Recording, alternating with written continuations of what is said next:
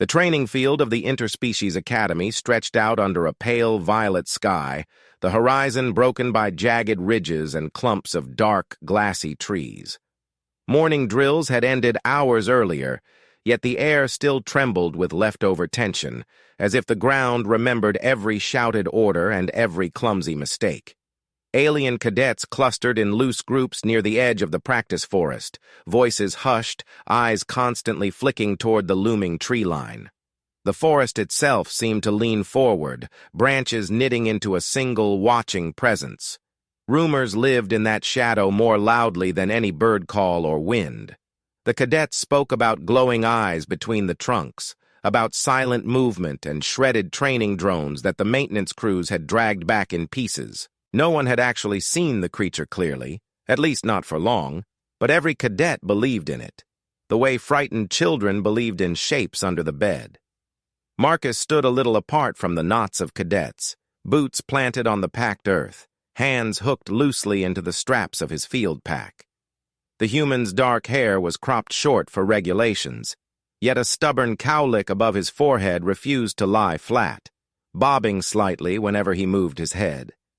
He listened to the tremors of conversation without seeming to pay much attention, gaze focused somewhere between the alien silhouettes and the shadowed trailhead where the forest swallowed the path. His posture was relaxed, but his eyes moved constantly, cataloging details. A dropped strap here, a loose buckle there, a nervous habit of tapping claws or fingers against weapon holsters. He had learned early that academies on distant worlds were not so different from schools on Earth. Fear, pride, and curiosity sounded almost the same in any language. The instructor arrived without ceremony, as always. The senior officer walked across the field with precise, measured steps, long coat swaying around lean legs. He was a tall, slate-skinned veteran with faint scars running along one cheek, scars that glimmered silver whenever the sun caught them at the right angle. One milky eye and one normal eye made his face unsettling to new cadets, as if two different lives peered out of the same skull. The field fell silent once the first cadet spotted the familiar silhouette. Noise died in ripples, until breathing and the distant whisper of wind on leaves were the only sounds. The instructor stopped in front of the assembled cadets and let the silence stretch, forcing every individual to hold that weight for a few extra seconds. "Today's exercise," the instructor announced, voice flat and carrying easily across the field, "is simple." The word simple rolled out with a dryness that prompted an almost imperceptible shuffle among the cadets. "You will track a single target inside the practice forest. You will locate the target, establish a reliable pattern of movement, and return with verifiable data." The instructor's milky eye seemed to sweep across the entire group at once, while the other eye fixed briefly on individual faces. "You will not engage. You will not provoke. You will not get yourselves killed." The cadets exchanged looks, tension rising again, thicker now, laced with a thrill of dread. Simple at this academy never actually meant simple. The last simple exercise had involved a flash flood, an unstable cliffside, and a half-day lecture on how panic could kill more efficiently than any hostile life form. One insectoid cadet clicked a nervous pattern with delicate mouthparts. Another cadet, a reptilian student with emerald scales, adjusted a collar that did not need adjusting. No one spoke. The instructor's face revealed nothing, but the slightly slower cadence of his words hinted that this was not routine. "The target," the instructor continued, "is the forest predator that has damaged 3 reconnaissance drones and destroyed 2 sensor arrays in the last cycle. Local designation is irrelevant. You know it as the Vanisher." A faint murmur fluttered through the ranks, quickly cut off. Every cadet understood the nickname. Drones sent into the deeper paths had returned with scrambled recordings, blurred images, or no images at all. In one case, the drone had come back with claw marks in the metal housing, as if something had examined it, decided it was uninteresting, and then pushed it away with casual strength. "The Vanisher does not leave a conventional energy signature," the instructor said. "Standard scanners are nearly useless at range. Our data on this creature is limited, and that is unacceptable for an academy that claims to prepare cadets for hostile environments. So, this is your task. Track the creature. Learn something useful. Return in one piece." He paused for a fraction of a heartbeat. "Or do not return at all and become a cautionary example. I prefer the first option." A few cadets managed strained chuckles, more out of reflex than amusement. Marcus remained still, eyes narrowed slightly, mind tracing the outlines of what he had heard about the Vanisher. No energy signature worth reading, drones confused or mauled, soundless presence inside a living maze of trees. Perfect for a conventional failure. Perfect for standard academy technology that approached the world like a problem that required numbers first and understanding second. He felt a familiar knot of anticipation in his chest, the quiet, focused kind of excitement that surfaced before a storm or a final exam. The instructor scanned the assembled cadets again, then pointed toward the stack of field kits behind him.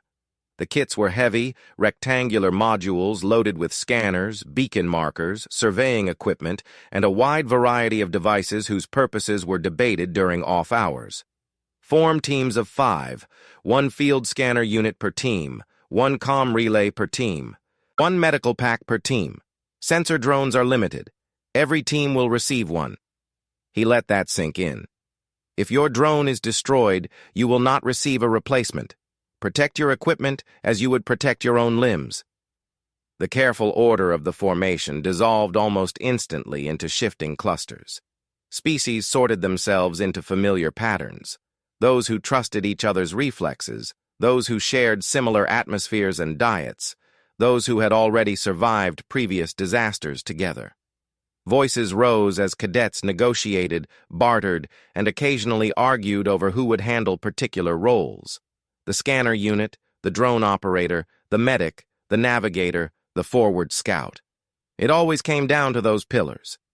In the middle of the swirl, Marcus waited. He knew from experience that if he stepped forward too quickly, someone would perceive that as aggression or arrogance.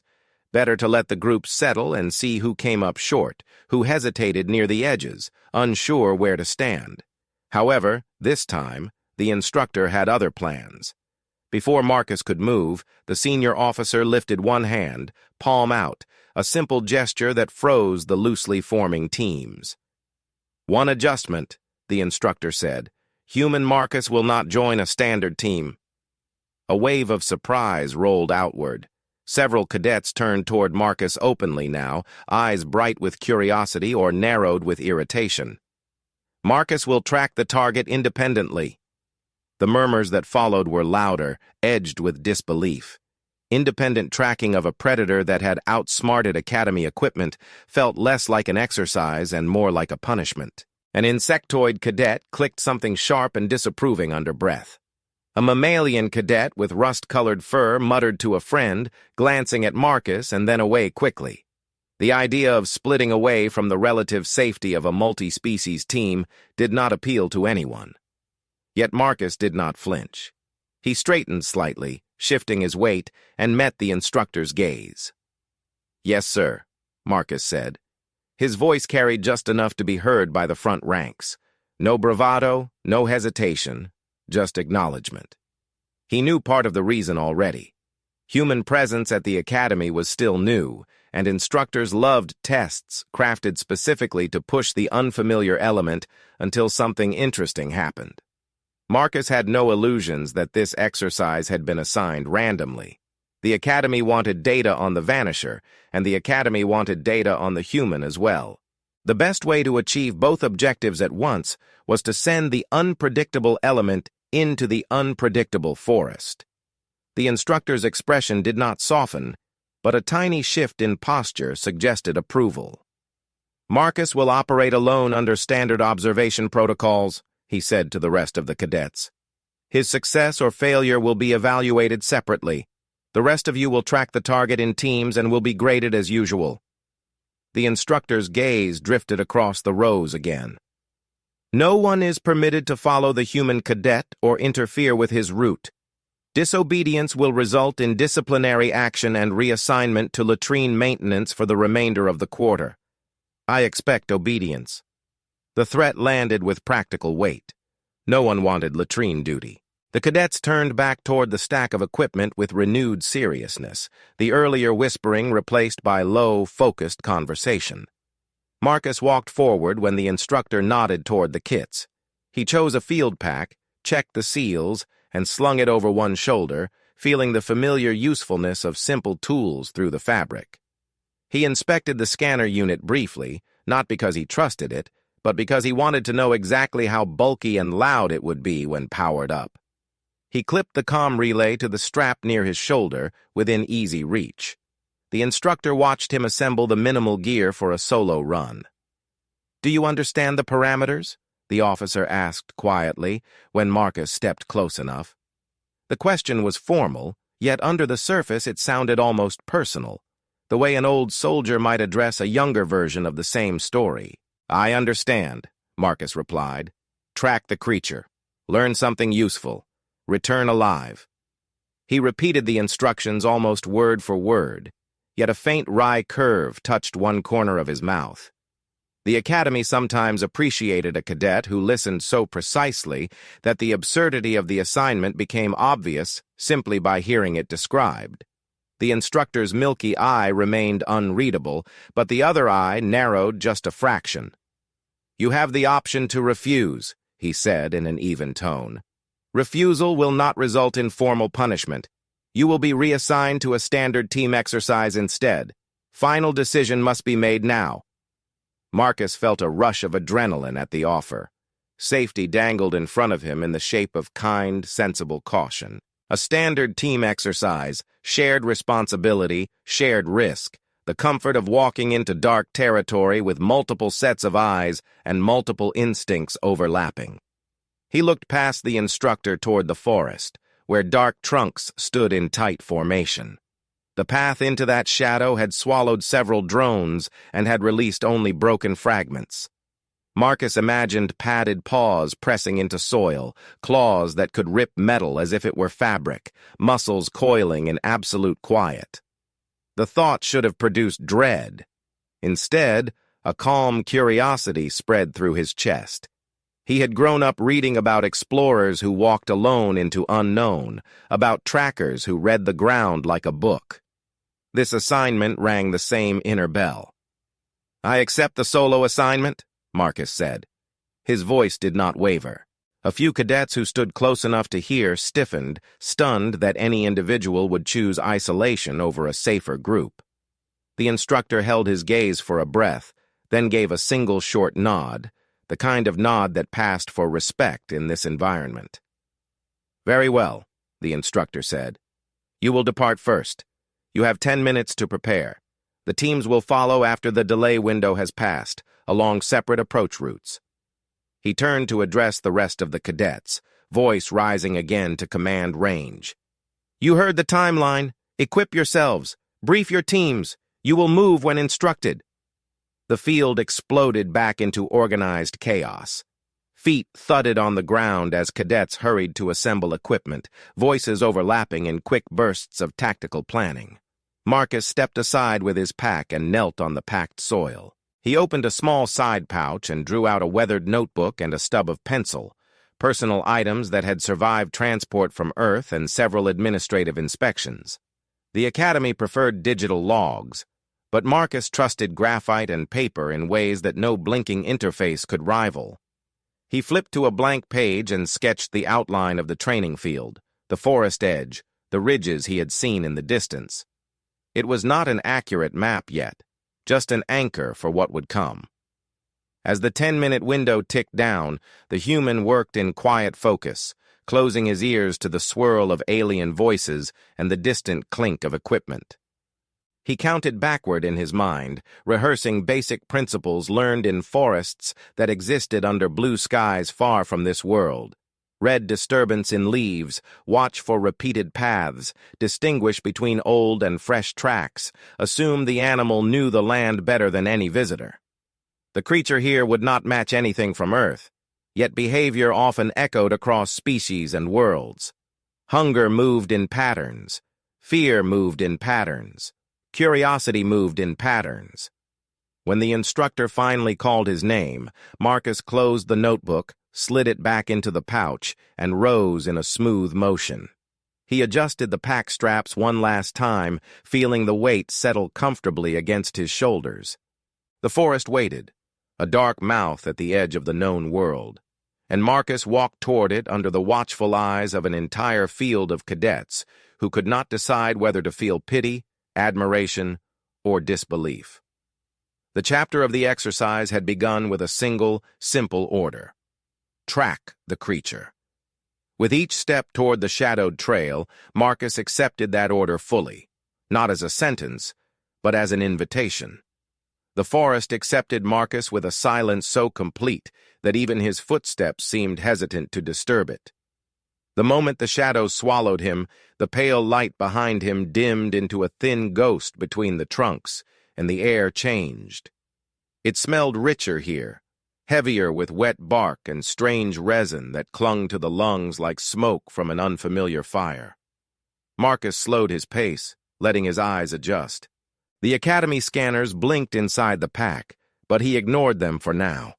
He trusted his senses more than the buzzing of an algorithm designed to interpret numbers instead of the subtleties of a living place. He crouched near the first cluster of glassy roots, running 2 fingers along a patch of disturbed soil. The pattern was faint, more a suggestion than a track, yet the rhythm of the compressed earth told a story. Something large had passed through here earlier. Weight distributed evenly. No stumble, no drag, no panic. A confident animal, one that moved like a shadow because it had no need to move like anything else. Marcus lifted his hand and inhaled gently, picking up the barest trace of musk. It was a dry scent, sharp around the edges, and mixed with something earthy, almost metallic.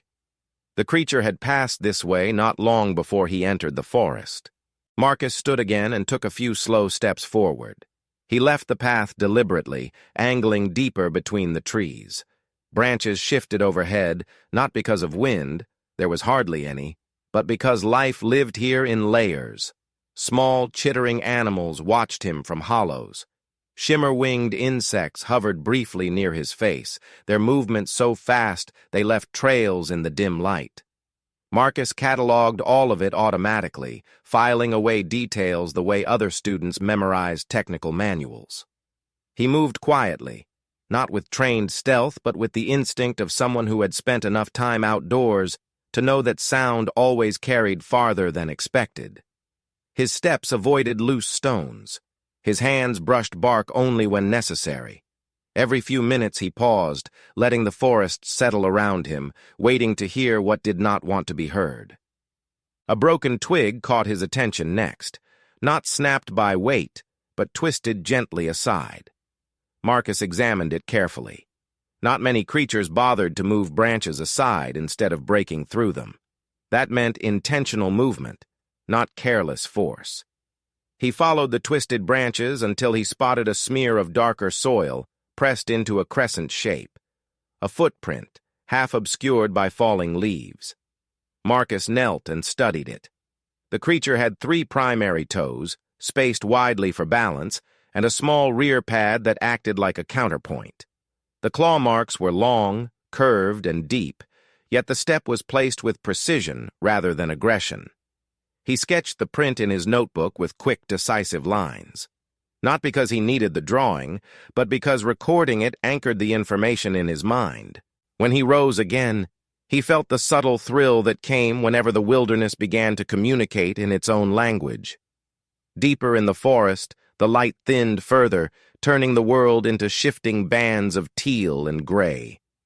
Marcus heard distant movement, rustling leaves, the soft scrape of something brushing a trunk. But the sounds came and went in irregular rhythms.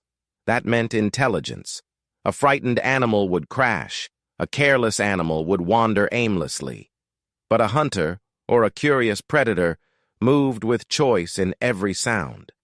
Marcus stepped into a narrow ravine, where shallow pools reflected fragments of sky through the jagged canopy. He crouched beside one of the pools. The water was disturbed, rippled outward as though something had stepped into it moments earlier. Marcus touched the surface. still cool, still settling. The creature was close. He listened. At first, nothing. Then a faint exhalation, not quite wind, not quite animal. His pulse quickened, not in fear, but in anticipation. The creature was watching him. He did not turn his head toward the sound. Predators reacted to attention like rivals. Instead, he shifted his weight calmly and continued studying the pool as though he had heard nothing. A soft thump touched the ground behind him, heavy enough to be large, light enough to be controlled. Marcus kept his breathing steady. He could almost picture the creature, feather fur shimmering in the half-light, luminous eyes assessing him with quiet intelligence. If the creature had intended harm, it would have attacked already. This presence felt almost like a test, as though the forest itself watched to see what Marcus would do next. He spoke softly, not turning. "I'm not here to harm you." His voice blended with the quiet, not submissive, not challenging, simply present. The forest answered with silence again, but it felt different now. Something shifted above him. Marcus lifted his eyes slightly without raising his head, just enough to catch a reflection between the branches. Two pale glimmers hovered in the gloom, eyes steady and unblinking. The creature perched on a low arching root, perfectly balanced, perfectly still. Marcus saw only the outline, but the outline was enough. Tall, muscular, coated in a mantle of soft fur that changed shade with the ambient light. A crest ran along the spine, lifting gently as the creature inhaled. Marcus slowly reached into his pack, not for a weapon, but for a piece of dried ration. He placed it on a flat stone a meter away. Then he moved back, hands visible, posture relaxed. This gesture worked on many Earth species, not because of the food itself, but because it signaled respect of boundaries. Whether it would translate to this creature, he did not know. But the attempt mattered. The creature tilted his head slightly. A ripple moved through his crest. Then, with fluid grace, he dropped from the root and landed near the stone. His claws clicked softly against the rock, delicate despite their size. He sniffed the ration, then looked directly at Marcus again, as though judging the intent rather than the object. Marcus let him decide. After a long moment, the creature touched the ration with his snout, not eating it, merely acknowledging it, then stepped away. The crest lowered. The luminous eyes no longer glowed with the sharp intensity of a cornered predator. Instead, they seemed curious, even thoughtful. The creature circled Marcus once, silently, the way a wolf might inspect a stranger entering its territory. Marcus did not move. He let the creature complete the ritual. When the circle ended, the creature retreated into the trees, not fleeing, not hiding, simply moving ahead. Marcus understood the message. The creature wanted him to follow, but only on terms of mutual respect. He rose and adjusted his pack strap. The thrill coursed through him like a low hum. This was no longer a hunt, nor a simple tracking exercise. It was a conversation without words, a negotiation of presence between two beings who understood each other through motion, breath, and instinct. He followed at a respectful distance, reading broken leaves, disturbed moss, and fleeting impressions in the soil. The creature made no effort to conceal his path now. Occasionally, Marcus glimpsed the shifting outline between trees, always ahead, always watching. As he moved deeper, Marcus began sketching the terrain in his notebook. Ridges, water sources, patches of thick undergrowth, natural choke points in the forest. With each line, the map expanded in his mind, becoming a living blueprint. The creature's territory was vast, overlapping with dozens of microhabitats that hinted at complex behavior patterns. Marcus documented everything, but the more he wrote, the more he realized that the real map was unfolding in front of him through the creature's choices. Hours passed, though the dim forest made time difficult to measure. Marcus hardly noticed. He was immersed in the flow of the chase, though it no longer felt like a chase at all. It felt like being guided. The deeper he went, the more signs he saw, Scratch marks on bark, sheds of feather fur, subtle scent trails that shifted from fresh to faint, depending on direction. The forest was beginning to reveal its logic, and the creature moved through it like someone who had authored that logic himself. Then, at the next ridge, Marcus stopped. A massive footprint pressed into a patch of mud, fresh, perfectly preserved, larger than any he had seen yet. Beside it, a half-circle of claw marks formed a strange pattern, almost deliberate. Marcus knelt, studying it with reverence. This was not a simple step. This was a sign, a marker left intentionally, either as a boundary or an invitation. Marcus touched the edge of the print, feeling the depth and curvature. A shiver of excitement traveled up his spine. The creature was not running from him. The creature was communicating. And Marcus, deep in the heart of an alien forest, felt something he had not expected to feel so soon: trust. He rose slowly, eyes scanning the trees ahead. The next stage of the journey waited, hidden somewhere in the shifting half-light. The creature would appear again when the moment was right. Until then, Marcus followed the trail with renewed focus, instincts sharpened, senses wide open, and a growing certainty that the forest was no longer hostile terrain. It was becoming familiar ground. The ridge ahead sloped downward into a valley where the forest grew denser, as though the trees themselves converged to protect something hidden beneath their canopy. Marcus descended carefully, testing each step on the damp soil. The air felt different here, cooler, heavier, filled with a faint vibration that hummed somewhere below conscious hearing. He paused and let the sensation settle inside his chest. It was not danger. It was presence. The creature was close again. He scanned the valley, watching for movement between the trunks. Sunlight filtered through in narrow beams, striking scattered motes of dust that floated like drifting embers. When the breeze shifted, a single scent reached him, the same dry metallic musk he had followed earlier. He turned his head slightly, pretending to inspect a fallen log, while tuning his ears to the faint rhythm of padded footsteps approaching from behind the tree line. The steps stopped just beyond sight, close enough that Marcus could sense the creature's focus on him. He raised his gaze slowly. On a thick root to his right, the creature stood half-hidden in the shadows, tall and utterly silent. His fur shifted subtly with the ambient light, giving him the illusion of blending into the surroundings. His luminous eyes glowed faintly, watching Marcus with a focus that felt almost human. Marcus kept his posture relaxed, neither challenging nor submissive, allowing the creature to determine the next move. The creature stepped forward, descending from the root with a smoothness that bordered on surreal.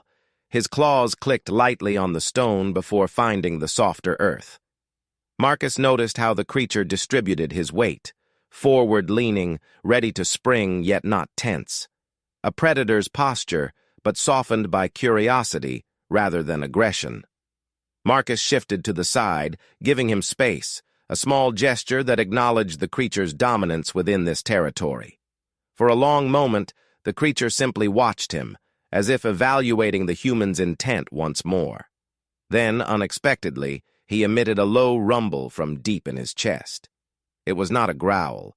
It felt more like a tonal statement, a sound with layers Marcus could not interpret fully, but sensed the meaning of.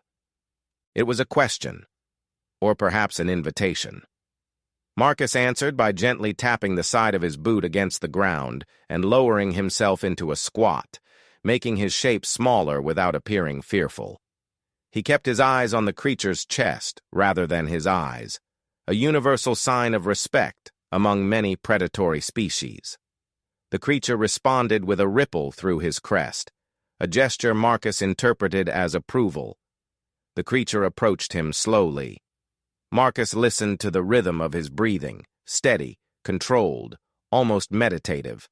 When the creature reached him, he stopped within arm's reach. Marcus resisted the urge to touch him. Respecting boundaries was essential.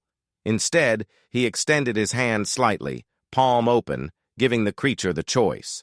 The creature leaned forward, sniffing Marcus's hand with a cautious curiosity. His breath was warm, tinged with the mineral scent of the valley. Then he lifted his head and looked directly at Marcus, the luminous eyes reflecting thin rings of blue-green light. Marcus noticed something new then, a faint scar near the creature's jawline, a clean line that suggested an old injury from something sharp and unforgiving. The forest was not his only enemy. The creature's gaze sharpened suddenly. His head snapped toward the far side of the valley, ears, small triangular folds hidden within the fur, tilting forward. Marcus heard it then, too, a distant rustle, heavier than the usual wildlife. The creature released a sharp exhale through his nose and took a defensive step closer to Marcus, positioning himself between the human and the unseen movement. Marcus froze, not in fear, but in understanding. Something else lived in the valley, something the creature considered a threat. The rustling grew louder for several seconds, then faded as the presence retreated. The creature held his stance, muscles coiled, eyes fixed on the direction of the sound. When the threat finally passed, he relaxed, lowering his crest and stepping back from Marcus. The protective reaction surprised Marcus. It was not a purely territorial response. It felt intentional, directed at him as much as at the intruder. Marcus's heartbeat steadied slowly as he recognized the significance. The creature had accepted him as something that did not belong to the category of prey. The creature circled him again, slower this time, as though reaffirming his assessment. Then he turned away and began walking toward the valley's center, pausing only once to glance back. Marcus interpreted the glance as a clear signal. Follow. He did. The valley narrowed into a corridor of stone outcrops and roots, woven together into natural arches. Marcus studied each formation with quick, trained eyes, noting how the creature moved through them without ever brushing against a fragile branch or loose rock. The creature's awareness of his environment bordered on uncanny. Marcus mirrored his movements when possible, stepping where the creature stepped, adjusting his stride to avoid unnecessary sound. Eventually, the corridor opened into a natural clearing bathed in muted light. The clearing was dominated by a massive fallen tree, its trunk hollowed by time and weather. The wood glowed faintly with patches of bioluminescent fungus, casting ripples of green light across the clearing. Marcus's breath hitched as he realized the clearing was not random. It was a den site. Perhaps not the creature's only one, but certainly one important enough to reveal. The creature stepped onto the trunk, turning his head slightly as if gauging Marcus's reaction. Marcus slowly approached the perimeter and crouched, studying the ground. He found clusters of shed fur, older prints, and deep scratches marking the larger trunk. Each sign spoke of routine and presence. The creature did not hide this place. He was showing Marcus something fundamental, a key to understanding his behavior.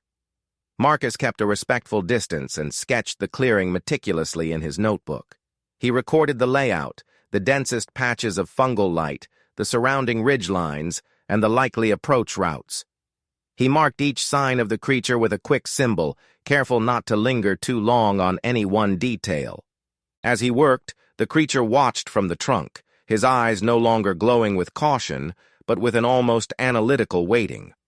Marcus felt the weight of that gaze and met it briefly, letting the creature see the sincerity of his purpose.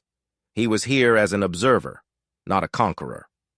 The creature shifted again, emitting a softer sound this time. A chuff, almost. It was followed by an unusual display.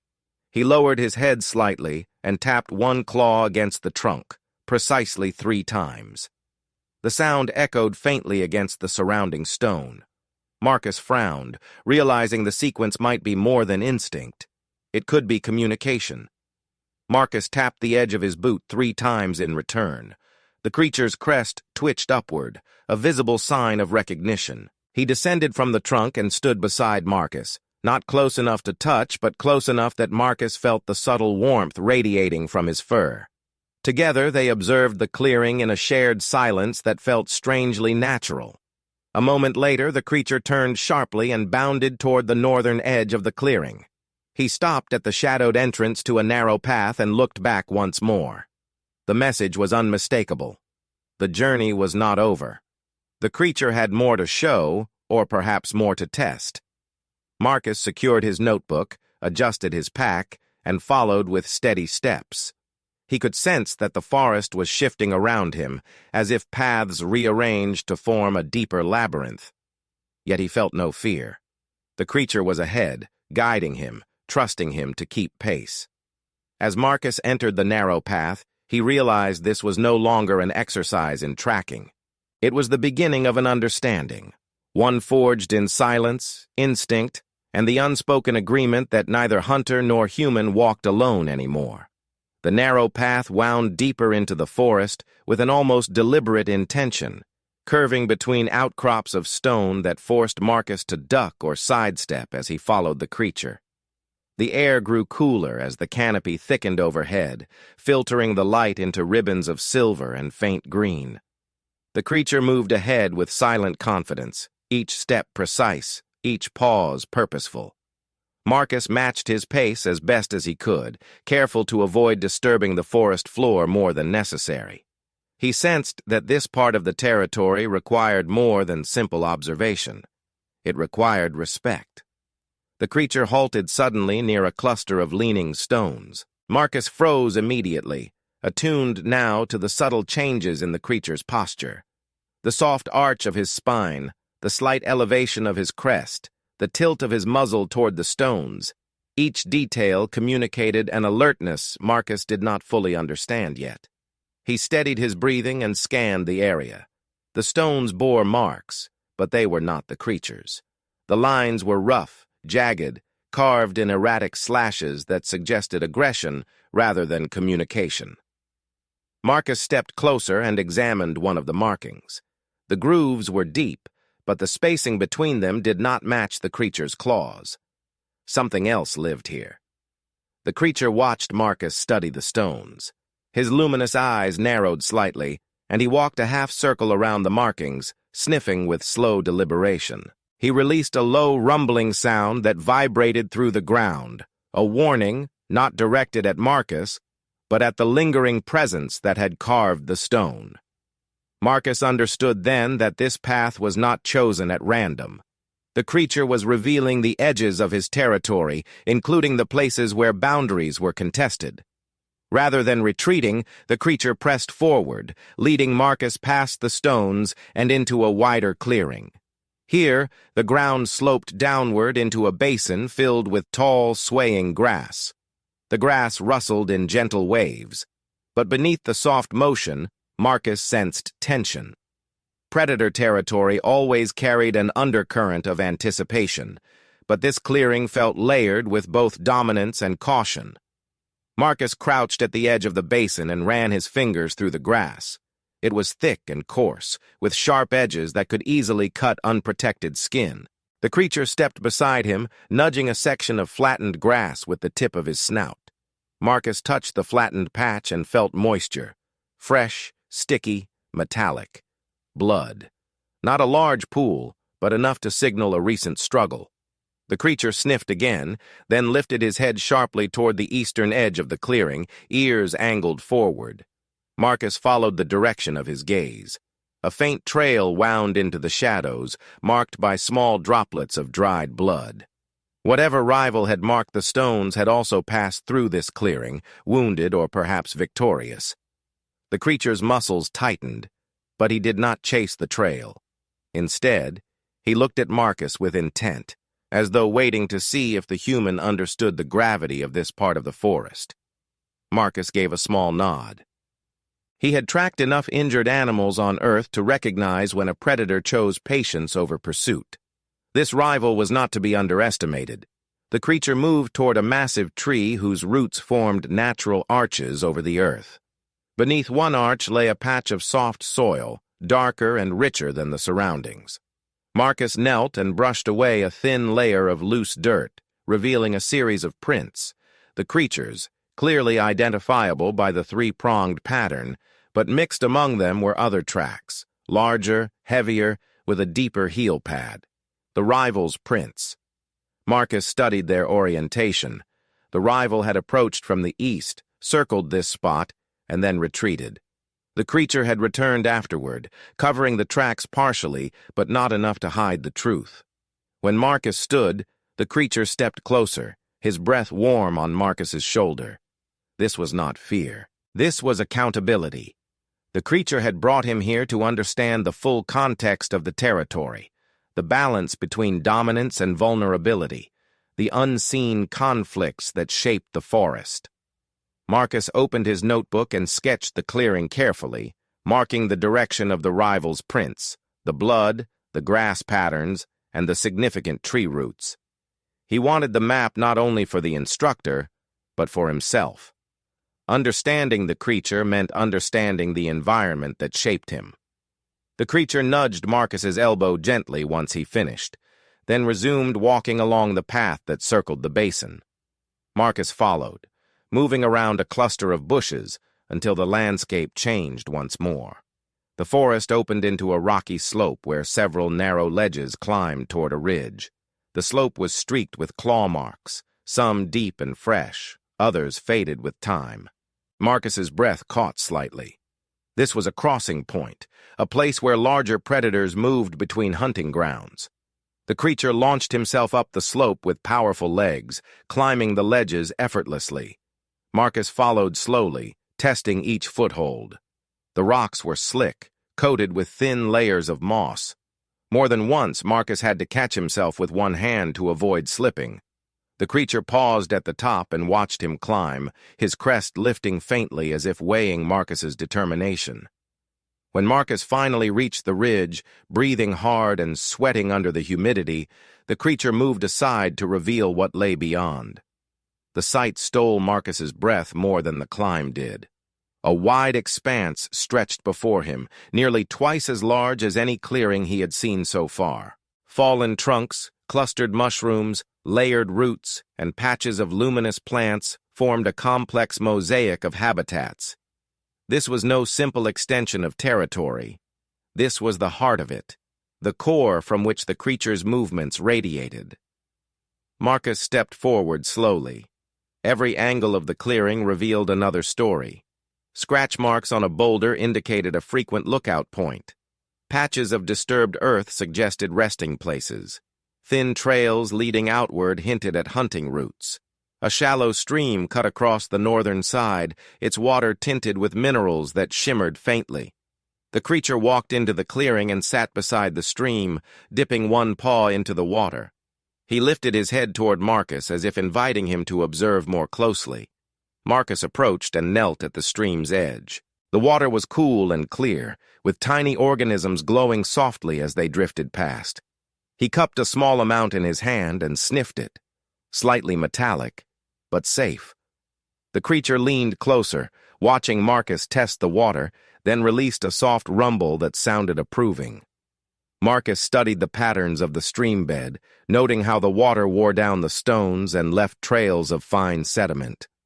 This stream likely served as a crucial marker in the creature's navigation. Streams often formed natural borders, and predators used them not only for drinking, but for scenting the territories of others. Marcus marked the stream's path carefully in his notebook. The creature rose suddenly, ears twitching, and moved toward a patch of thick underbrush.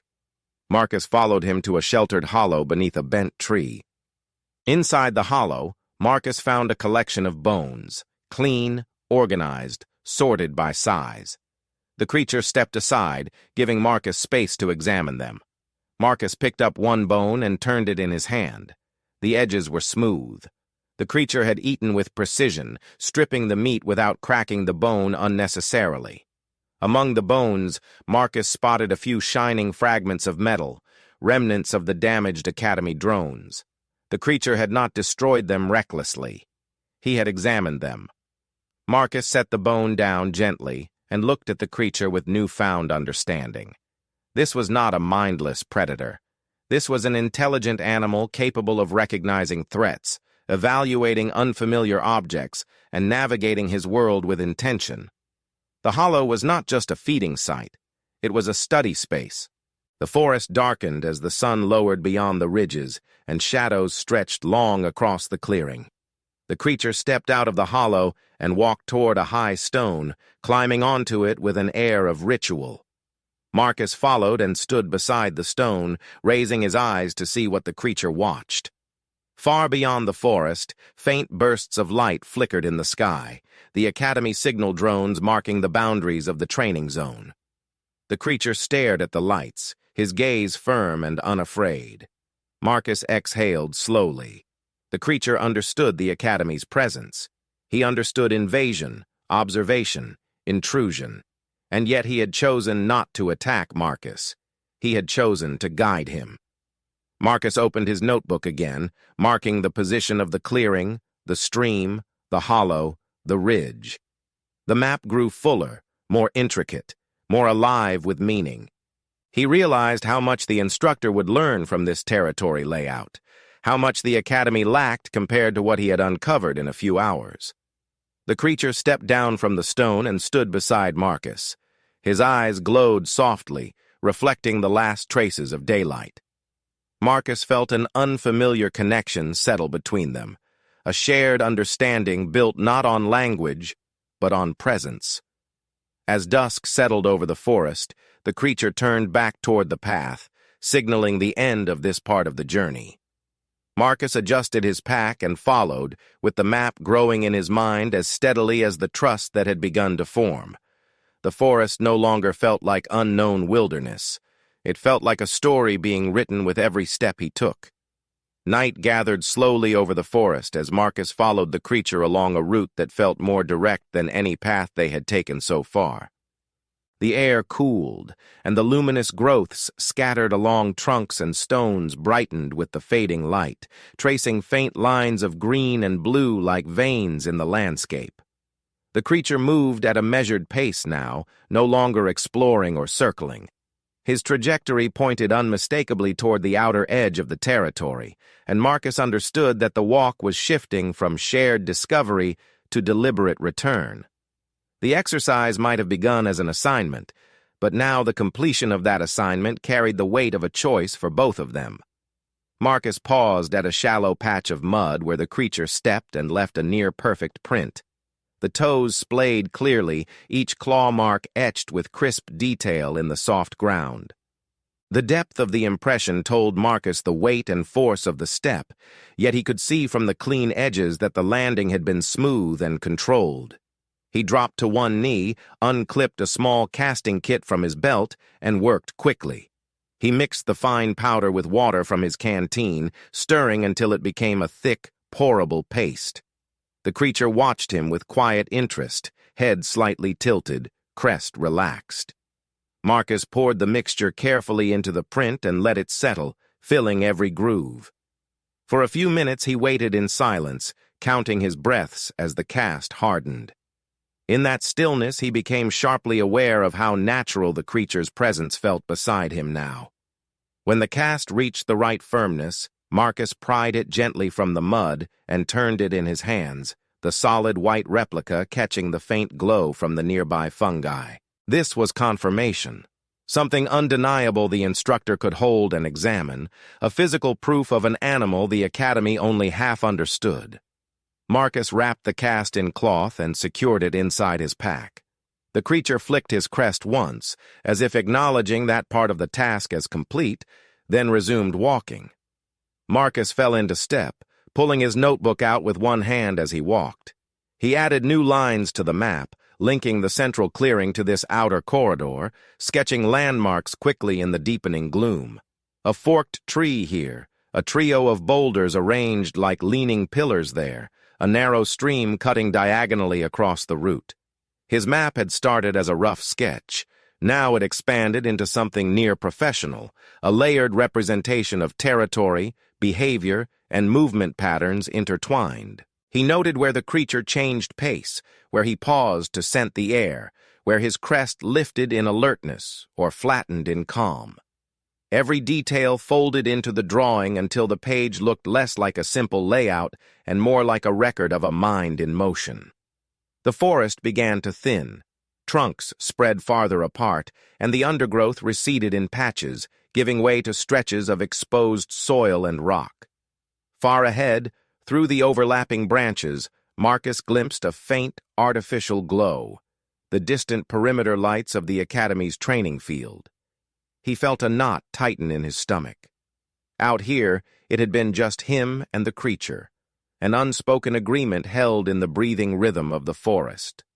Crossing that boundary meant translating everything he had learned into a language the Academy would understand, and he doubted the translation would be clean. The creature slowed as the artificial glow grew stronger. He stopped on a slight rise, looking down toward the training grounds. From this vantage point, the field appeared as a cluster of cold lights and straight lines carved from the wild dark around it. Marcus could see small figures moving near the edge of the forest, the silhouettes of cadet teams returning along their designated routes. Faint chatter drifted up, clipped and nervous, carrying bursts of mechanical terminology that felt almost abrasive after the organic quiet of the forest. Marcus looked at the creature. The luminous eyes reflected the Academy lights as a pair of sharp points. The crest was neither raised nor lowered fully. It hovered in a neutral position that spoke of tension held in balance. Marcus understood the question pressing between them without any sound. Was this the end of the shared path or the beginning of something more complicated? He knew what the Academy wanted: data, clarity, control. He also knew what the creature represented: unpredictability, autonomy, an intelligence that did not fit neatly into any assessment table. Marcus reached slowly into his pack, not breaking eye contact, and withdrew the notebook. He turned it toward the creature, showing the map, the dense annotations, the cluster of symbols that marked key points of the territory. The creature stepped closer, lowering his head to look. His gaze lingered on the central clearing, then on the hollow where the bones and metal fragments lay, then on the roots leading outward like veins from a heart. Marcus did not expect comprehension of the symbols themselves, but he wanted the creature to understand one thing. He had not been cataloging a prey animal. He had been honoring a mind and a home. The creature's breath brushed against the page, warm and even. Then he exhaled a soft sound, somewhere between a chuff and a sigh. It felt like an answer, though Marcus could not have translated it into any human language. Marcus closed the notebook with care and slid it away. He lifted a hand, palm open, not as an invitation to touch, but as a quiet farewell gesture. The creature blinked slowly, then turned his head toward the training field again. The decision that followed did not feel like Marcus's. The creature stepped past him, descending the rise toward the edge of the Academy clearing. He did not skulk along the shadows or retreat into darkness. He walked openly, each step steady and unhurried. Marcus felt his breath catch. This was no longer about whether the human would dare bring the creature close. The creature had chosen to approach on his own terms. Marcus hurried after him, adjusting his stride to keep pace. The muffled noise of the training field sharpened as they neared the tree line. Orders barked by instructors, the clink of equipment, the low murmur of cadets sharing half-panicked debriefs. A few looked toward the forest as Marcus emerged from the shadows, his pack heavy with gathered evidence. At first, no one noticed the second shape gliding silently behind him. Then, a reptilian cadet near the front stiffened, eyes widening as the faint glow of the creature's gaze caught the field lights. The cadet's hand flew to a sidearm, but the instructor next to him grabbed his wrist sharply before he could draw. "Hold!" the instructor snapped, voice cutting through the rising cacophony. "Do not fire!" The field froze as Marcus walked into the open. His boots sank slightly into the familiar packed earth, yet he felt as though he had stepped onto another planet entirely. Behind him, the creature halted just within the boundary where forest shadow met artificial light, his fur catching both at once and turning him into a figure half wild, half revealed. Every cadet in sight stared. Some shrank back instinctively. Others leaned forward despite themselves, curiosity warring with fear in their eyes. For a heartbeat, the entire Academy exercise held its breath. Marcus did not waste the moment. He walked straight toward the central cluster where the senior instructor stood, maintaining a calm pace, even though his heart thudded hard enough to make his ribs ache. The instructor's expression was nearly unreadable, though his jaw was set with more intensity than usual. His milky eye flicked once toward the creature and then back to Marcus, as if to confirm that both were real and not hallucinations born from stress. "Report," the instructor said. The single word carried no judgment yet, only demand. Marcus reached his destination, stopped at regulation distance, and unshouldered his pack. He lowered it to the ground, unfastened the top flap, and laid out the contents with deliberate care. First, the hardened footprint cast, stark and white under the field lights. Then the notebook, open to the map that now spanned 2 full pages, dense with routes and carefully marked nodes. Last, a compact recorder containing audio observations he had made quietly when the creature walked ahead at safer distances. The spread on the ground looked less like the output of a frightened cadet and more like the work of an experienced field biologist. Marcus straightened.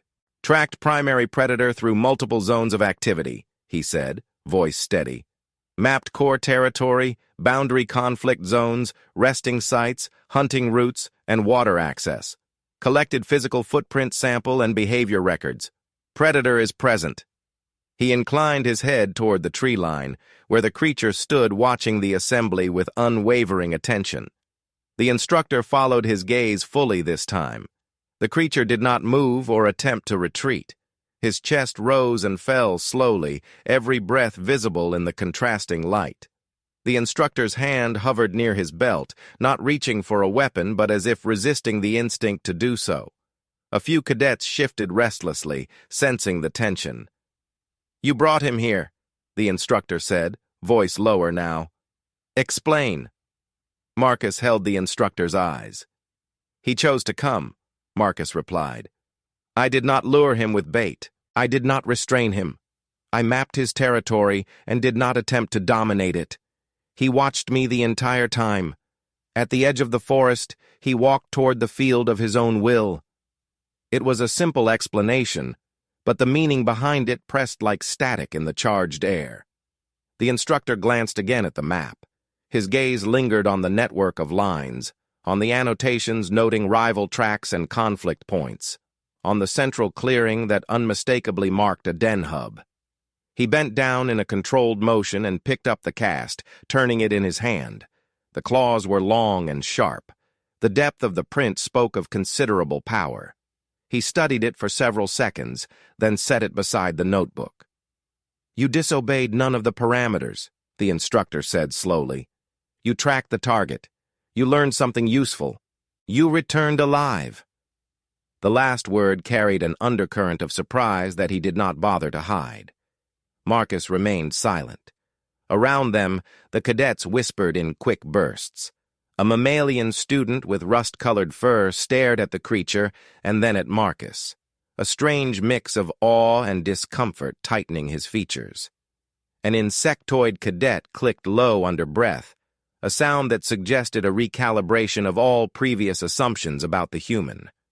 The instructor straightened fully and took a single step toward the tree line. The creature's crest lifted slightly, but he did not retreat or bare his teeth. His luminous eyes followed the instructor with the same analytical calm he had shown Marcus. For a tense moment, the two regarded each other across the short distance, representatives of two understandings of the forest, the institutional and the instinctive. "No one fires," the instructor repeated, louder, addressing the field.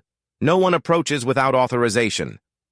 He let that order sink in before turning his attention back to Marcus. "You will debrief in full, every detail, every interaction. The Academy will update its protocols based on this data."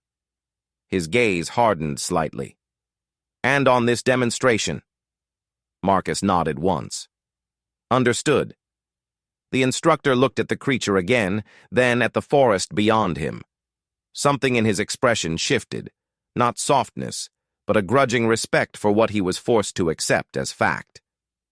"For now," he said, voice more thoughtful, We will consider this predator a monitored presence rather than an unknown hazard. Containment fences will not be expanded. Recon drones will not be sent blindly into his core territory without updated strategy. He paused. The Academy exists to understand what it fears, not to destroy it without thought. The cadets listened, some frowning, some slowly nodding as the implication settled in. Marcus felt a quiet satisfaction stir in his chest. The assignment had been designed to measure his limits and to tame a threat. Instead, it had changed the Academy's relationship with an entire piece of the wilderness. The creature shifted his weight and stepped back one pace, as if signaling that this was as far as he would come for now.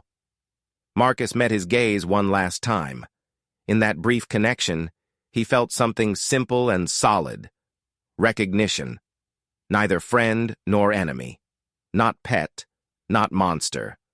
A presence the Academy would now have to account for because one human had walked into the forest and chosen to listen before acting.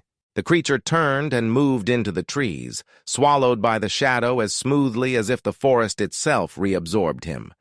The luminous eyes vanished last, leaving only the memory of their glow. Noise returned slowly to the field as instructors moved to collect reports and cadets drifted into hushed clusters. The world resumed its usual pace, but something fundamental had tilted. Later, in the quiet of the debrief chamber, Marcus spread his map across a table while the instructor recorded every explanation, every answer, every small observation that had seemed unimportant at the time, but now formed part of a larger understanding. When the session ended, the instructor regarded him for a long moment. "You did more than complete an assignment," the instructor said. "You altered the parameters of how this academy views the unknown."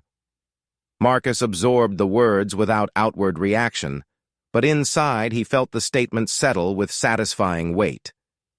"I followed the order," he said simply. "Track the creature." The instructor gave a short, rare nod that reached his eyes this time. "And when you walk into the forest again," he said, "you will not do it as an experiment."